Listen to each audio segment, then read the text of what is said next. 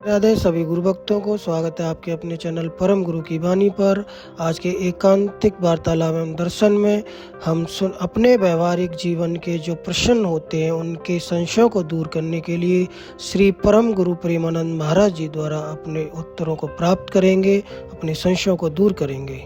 राधे राधे महाराज जी। राधे राधे महाराज जी।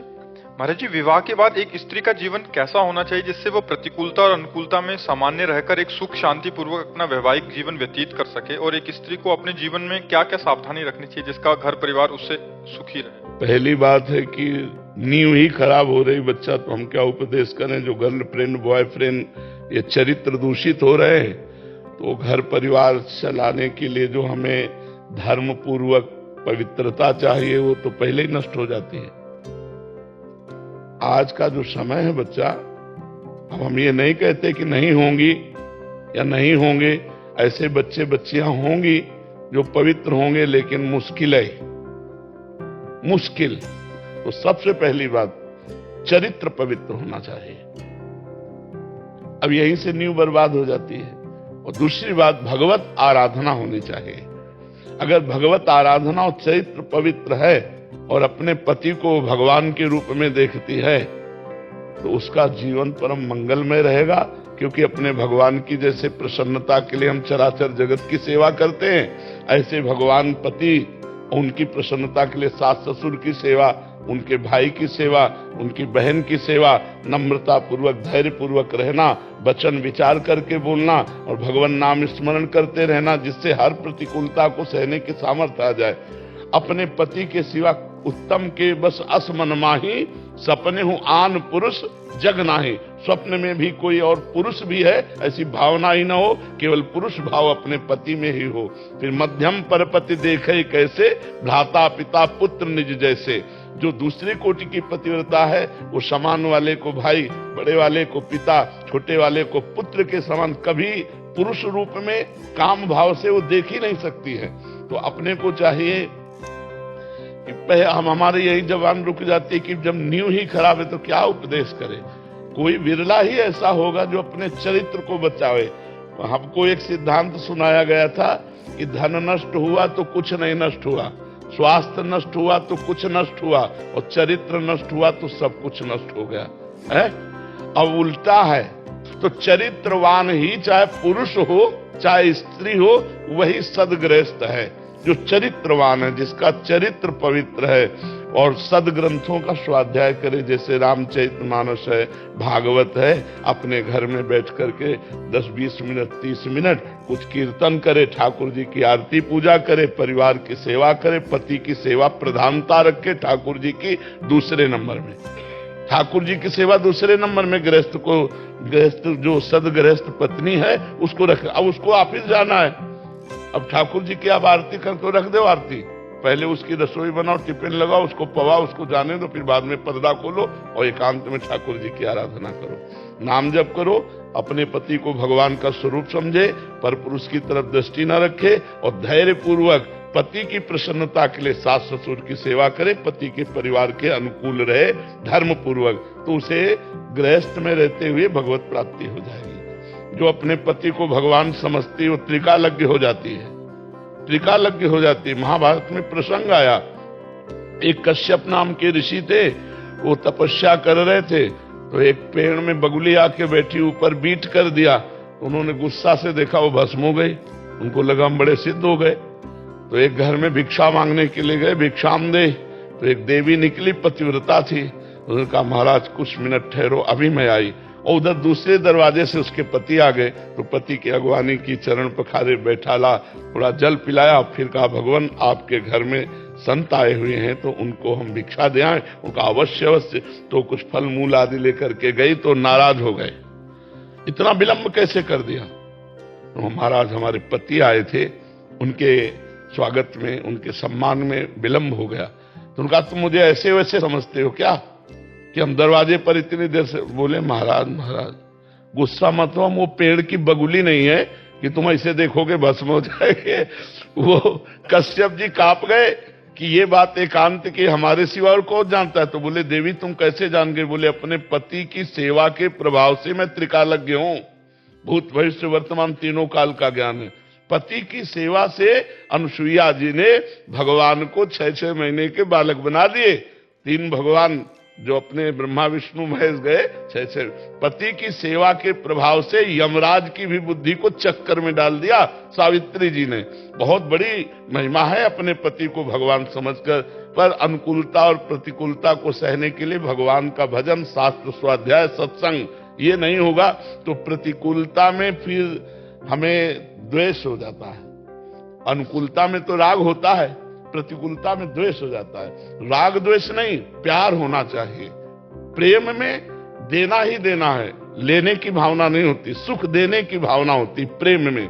तो अपने पति से प्रेम करे भगवत भाव से, और नाम जप करे, सत्संग सुने, शास्त्र स्वाध्याय करे, बहुत बढ़िया सदगृहस्थी पार हो जाएगी और भगवान को प्राप्त हो जाएगा। महाराज जी एक प्रश्न है, आगे का प्रश्न है महाराज जी। जैसे आपने बोला कि कोई बिरला ही बचा है कि जो इस चरित्र में ना पड़ा हो, फिर उसके बाद महाराज जी, और उसके बाद अभी शादी घर वालों की अनुकूलता में कहीं करनी पड़ी और शादी हो गया महाराज जी, उसके बाद क्या पुराने वाले से संबंध, एक पहली बात महाराज जी, उससे घर टूटता है महाराज जी। और दूसरी बात महाराज जी, क्या उनको हम सच्चाई बतानी चाहिए पतिदेव को? ऐसा आया हमारे पास एक कि बताया तो फिर पूरा नष्ट भ्रष्ट हो गया। हाँ, वैसे कोशिश करनी चाहिए कि ना बताए जो गलती हो गई, क्योंकि उससे पति के प्यार में लघुता आ जाएगी। अपनी बात को, अपनी गलती को ना बतावे और आगे कभी भूल से गलती न होने दे, क्योंकि महाराज जी जनरली ऐसा हो। हाँ, जैसे आपका कोई मित्र रहा, आपसे गलत कदम उठ गए और अब आपकी शादी दूसरी जगह हुई तो भूल जाओ, मानो पूर्व जन्म की बात थी। आप गलती मत करना, नहीं तो परिवार जो है आपका, संबंध आपका जो है वो सब विच्छेद हो जाएगा। अगर आप ईमानदारी से पति से बता दिए तो उसका मन मलिन हो जाएगा, आपके प्रति अच्छे भाव नहीं रहेंगे। तो मुझे लगता है कि अपने पति प्रेम के लिए अपनी गलती का प्रायश्चित करे कि आप भूल से किसी पर पुरुष की तरफ आंख ना उठावे, अपने पति को भगवत भाव से माने और पूर्व के सारे संबंधों का त्याग कर दे। जो गंदी बातें रही, जो गंदी चेष्टा रही, अगर ऐसा कभी पति ने सुन भी लिया, देख भी लिया, मैसेज भी देख लिया तो बहुत बड़ी हानि हो जाएगी। फिर उसके प्रेम में भी, और ऐसे पुरुष को चाहिए कि अगर कभी वैसी गलती रही है तो उसको छुपा ले और ब्याह होने के बाद अपनी पत्नी का भाव रखे, अन्य किसी से भाव न रखे, नहीं तो फिर गृहस्थ धर्म बहुत बड़े स्तर पे हो रहा है महाराज जी। अभी क्या मैसेज, कॉल और फिर वो संबंध विच्छेद, ये कारण। हाँ, हमें लगता है कि मतलब अब चूंकि धर्म ही नहीं रहा तो हम वार्ता क्या करें। हाँ महाराज जी, आप बार बार कह रहे हैं नीवी नहीं। हाँ, अब मतलब जैसे धर्मयुक्त हो तो वार्ता करें, जब भ्रष्ट ही चरित्र हो गया तो चलो अब संभाल लो, जब ब्याह हो गया तब से संभाल लो, लेकिन नहीं संभलेगा। जब बॉयफ्रेंड ब्रेकअप तो फिर जनेंद्रिय कैसे एक अनन्य रह सकती है? जैसे हमारी रसेंद्रिय है, ऐसे जनेंद्रिय है, ऐसे हर इंद्रिय। हर इंद्रिय की अनन्यता, हर इंद्रिय का ब्रह्मचर्य ही तप है। लेकिन अब ये बच्चे हैं नए नए, सब जानते नहीं, अपने जीवन को बर्बाद कर रहे हैं। लेकिन फिर भी ब्याह संबंध होने के बाद सुधर जाए तो चलो जीवन कुछ तो सुधर जाएगा। अपने पति को भगवान मानकर, अपनी पत्नी को अर्धांगिनी प्राण मान करके अन्य सब संबंधों का, जो गलत संबंध थे उन भावों का, उन संबंधों का त्याग कर दे तो गृहस्थी सही ढंग से चल जाएगी। ओमेंद्र प्रताप सिंह जी। महाराज जी आपके चरणों में कोटि कोटि प्रणाम। महाराज जी शरी यूएसए में कार्यरत है। महाराज जी आपकी कृपा से विगत 1.5 वर्षों से आपका सत्संग और एकांतिक वार्ता यूट्यूब के माध्यम से नित्य प्रतिदिन सुनने का सौभाग्य प्राप्त है। महाराज जी मेरा एक प्रश्न है कि भगवान और गुरुजनों को दीनता इतनी प्रिय क्यों है? हृदय में ऐसी सच्ची दीनता कैसे प्रकट हो कि जो गुरुदेव को प्रिय हो, प्रसन्न कर सके? अहंकार समस्त दोषों का खजाना है। संस्कृत मूल शूल प्रदनाना, सकल शोकदायक अभिमाना, ताते करे कृपा निधि दूरी, सेवक पर ममता अति भूरी। अहंकार जो है एक अहम मैं शुद्ध ब्रह्म है, और उसी का प्रतिबिंब जो अंतःकरण का मैं है देहाभिमानी, ये समस्त दोषों का खजाना है। इसमें जितने भी काम क्रोधादि दोष हैं ये सब इसी अहम में वास करते हैं, देह अभिमान में। देह अभिमान भगवान को प्रिय नहीं है, भगवान इससे द्वेष करते हैं अभिमान से। और दैन्यता भगवान को प्रिय है। अब क्यों प्रिय है? क्योंकि दैन्यता में समस्त सद्गुण वास करते हैं। और अहंकार में समस्त दुर्गुण वास करते हैं। तो सद्गुण वास करने वाली दैन्यता ये बनावटी नहीं है, ये कहीं बाजार में नहीं मिलती है, ये भगवत प्रेमी महात्माओं की चरण रज का सेवन करने से मिलती है।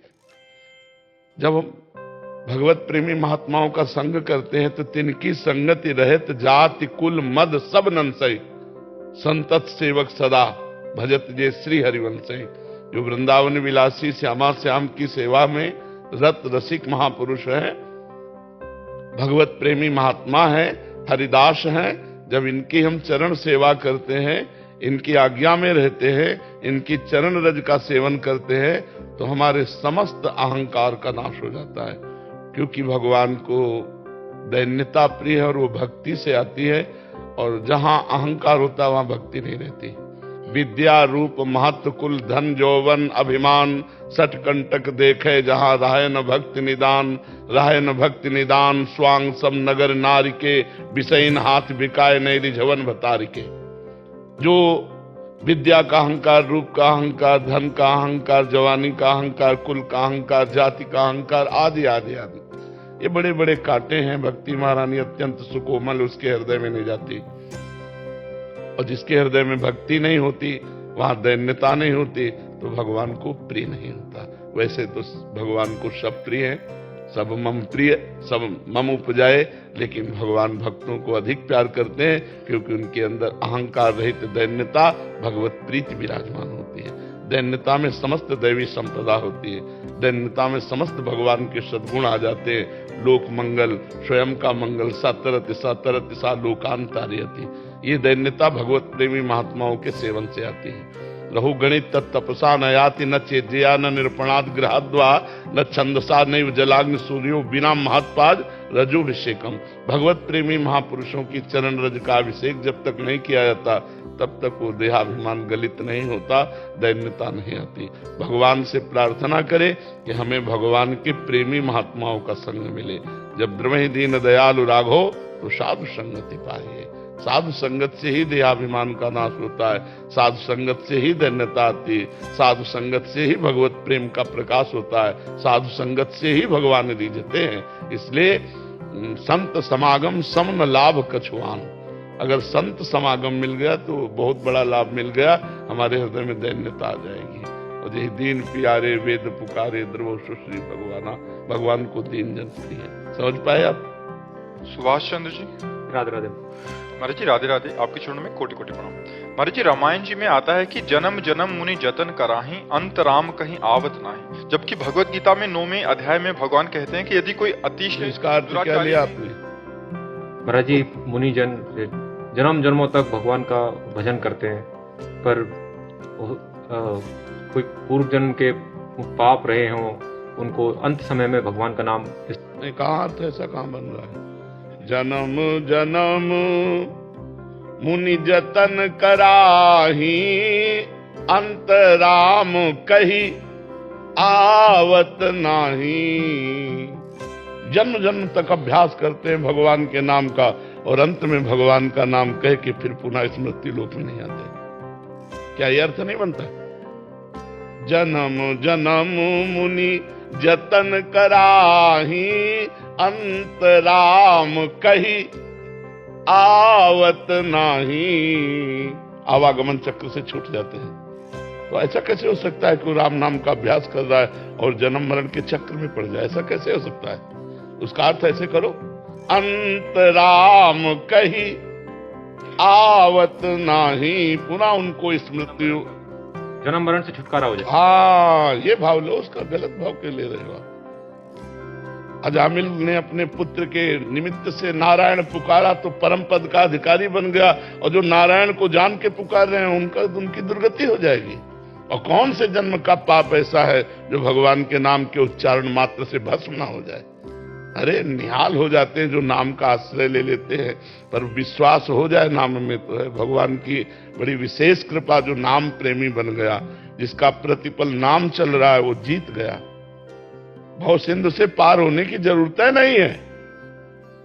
नाम लेत भव सिंधु सुखाही करहु विचार सुजन मन माही। भव समुद्र ही नष्ट हो जाता है, भगवान के नाम लेते ही सूख जाता है, कोई भव समुद्र नहीं रहता। सिय राम में सब जग जानी, कहां भव समुद्र है?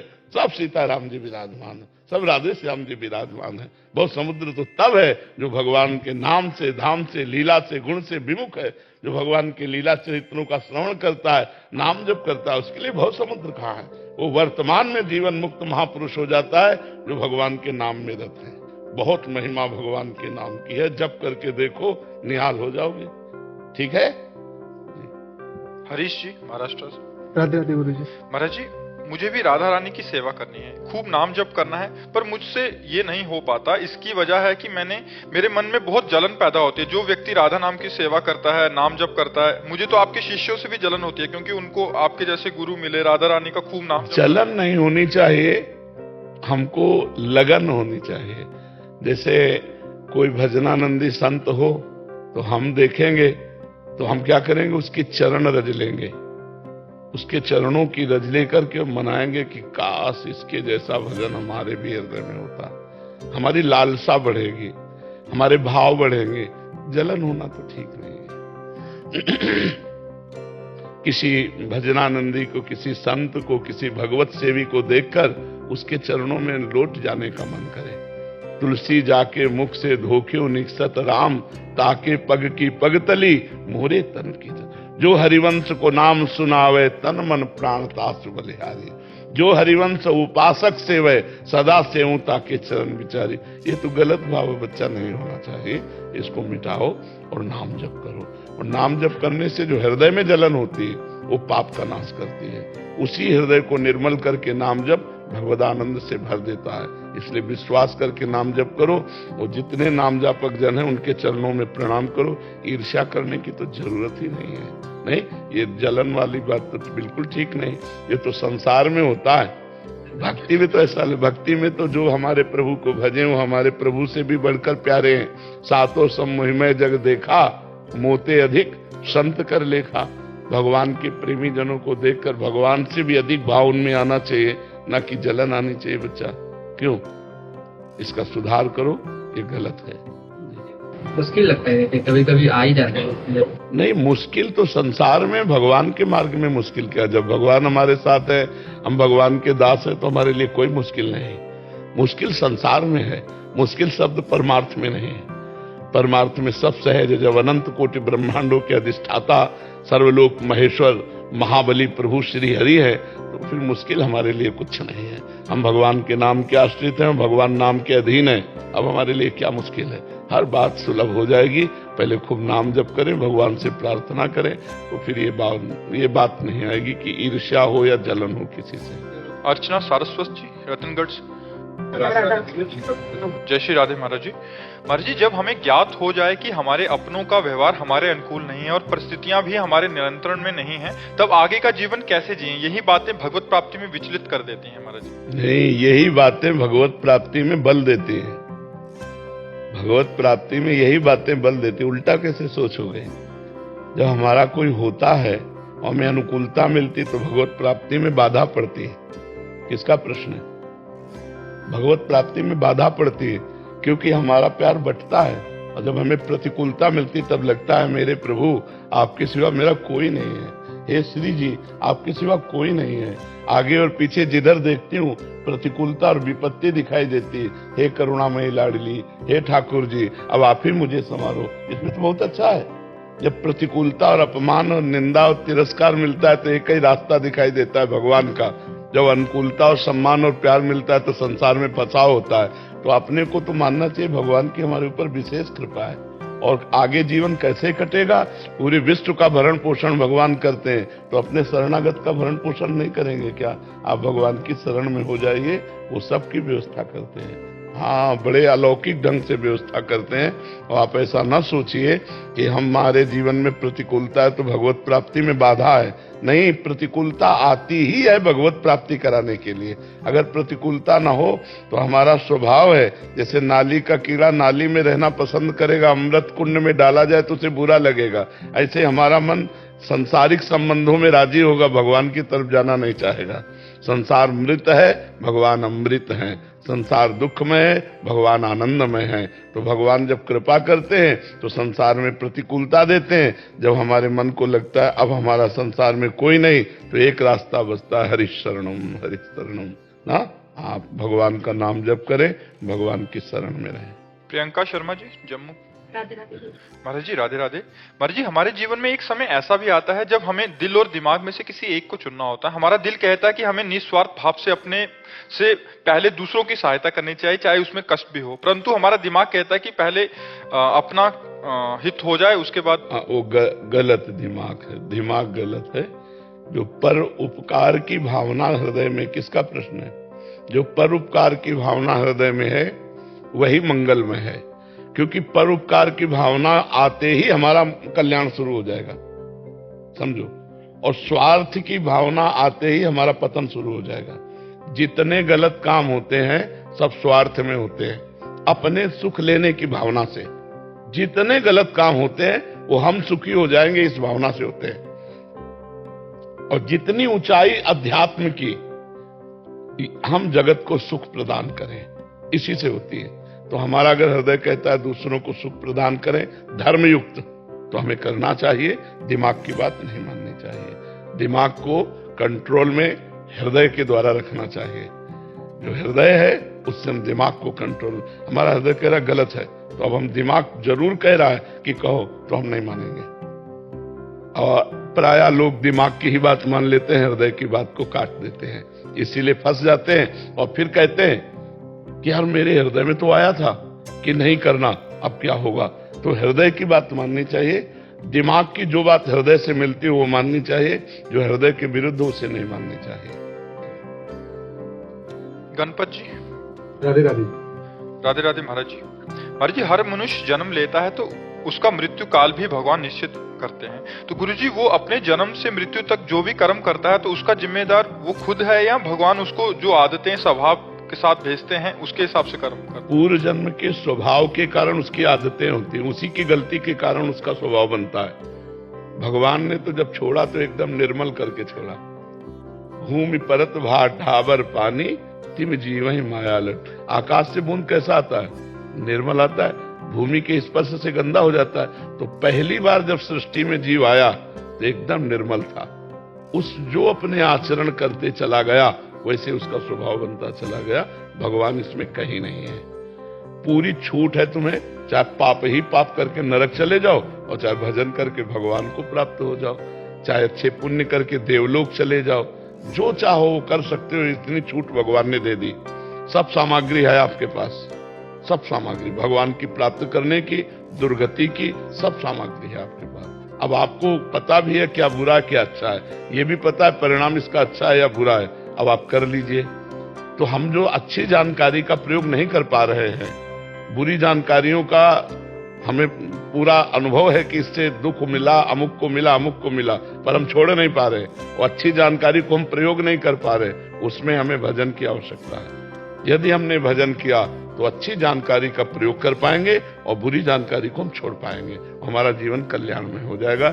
इसमें कहीं भगवान का कोई ऐसा नहीं कि जन्म से लेकर मरण तक तुम्हारी आदतें, तुम्हारा स्वभाव, तुम्हारा कर्म ही तुम्हारा नहीं। भगवान का इसमें कोई, भगवान का ये कृपा प्रसाद रहा कि मुझे 84 लाख योनियों के चक्र में से मनुष्य बना दिया। भगवान की ये कृपा है कि मुझे साधु संग सत्संग सुनवा दिया। नहीं, बिनु हरि कृपा मिले नहीं संता, अब मोहि भा भरोसे हनुमंता। तो ये भगवान की कृपा ये है। भगवान कभी किसी को बुरा नहीं करते, ना बुरा करने की प्रेरणा देते हैं और ना स्वयं जिम्मेदारी लेते हैं। स्वयं जिम्मेवारी लेते हैं शरणागत भक्त की। नहीं तो अवश्य में भोक्तव्यम कृतम कर्म शुभाशुभम। जैसे तुम्हें हर बीज दे दिया जाए और खेती दे दी जाए और बल दे दिया जाए कि अब आप करो। अब उसमें बंबूर बोओगे तो बंबूरा मिलेगा, आम बोओगे तो आम मिलेगा, दाग छुआरा बोओगे तो वो मिलेगा, गेहूं बोओगे तो वो मिलेगा। ऐसे कर्म भूमि है। अच्छे कर्म भी आप कर सकते हो, बुरे कर्म भी कर सकते हो। भगवान ने योग्यता दे दी, अब आप कर्म करो। जो कर्म करोगे उसका आपको फल मिलेगा।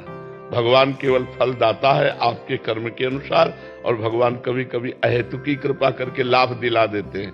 जैसे मन में आया चलो कुंभ चलते हैं, मन में आया चलो संत के पास चलते, मन में आया चलो वृंदावन चलते। ये भगवान की कृपा से हुआ, हमारे पुण्यों से नहीं, ये भगवान की कृपा है। हेमंत जी। राधे राधे। राधे राधे महाराज जी। महाराज जी कह रहे हैं कि ये और इनके पत्नी राजनीति क्षेत्र में जुड़े हैं। महाराज जी, राजनीति क्षेत्र में धर्मानुकूल आचरण संभव नहीं हो पाने की वजह से कुंठा रहती है। नहीं, ऐसा कैसे हो सकता है कि ऐसा नहीं। चाहे ग्राम प्रधान से लेकर राष्ट्रपति तक अगर अपने पद का सही सदुपयोग करे तो वही तो धर्माचरण है। दुरुपयोग ना करे, पद का दुरुपयोग ही अधर्माचरण है।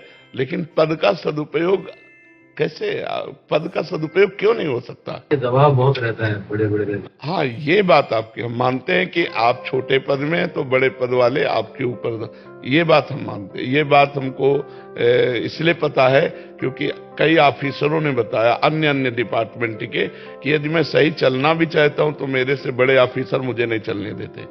ये बात तो है, वो भगवान के ऊपर छोड़ दो।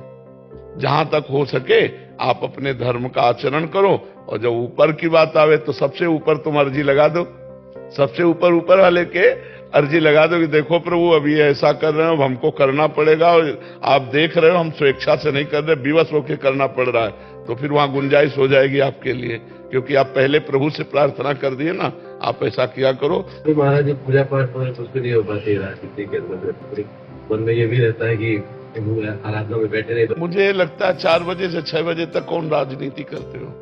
तो नहीं यार, बेईमानी अब कर रहे हो, अब बेईमानी कर रहे हो। अगर हम देखो 6 घंटे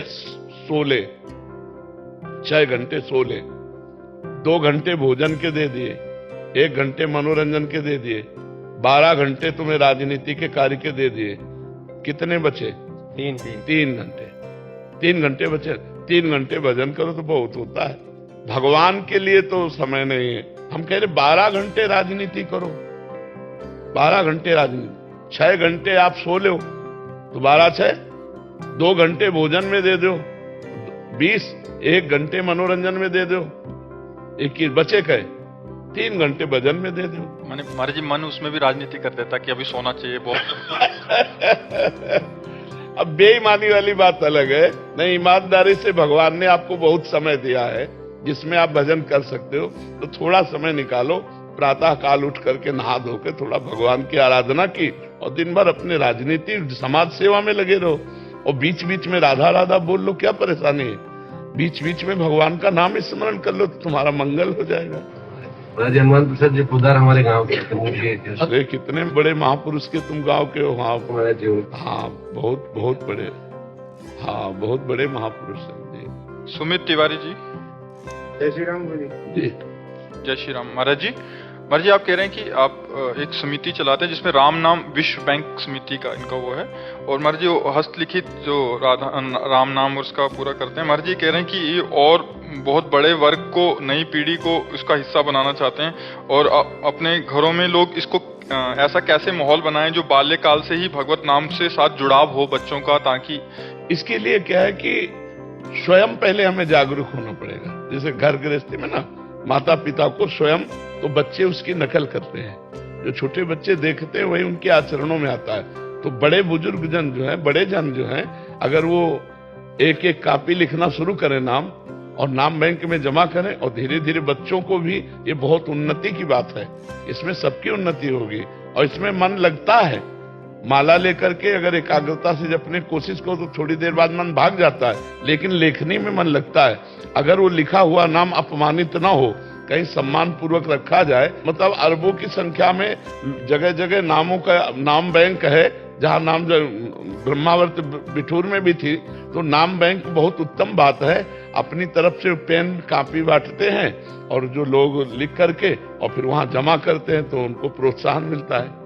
इसमें जो है हमारे लगभग पूरे देश में 272 ब्रांचेस हैं।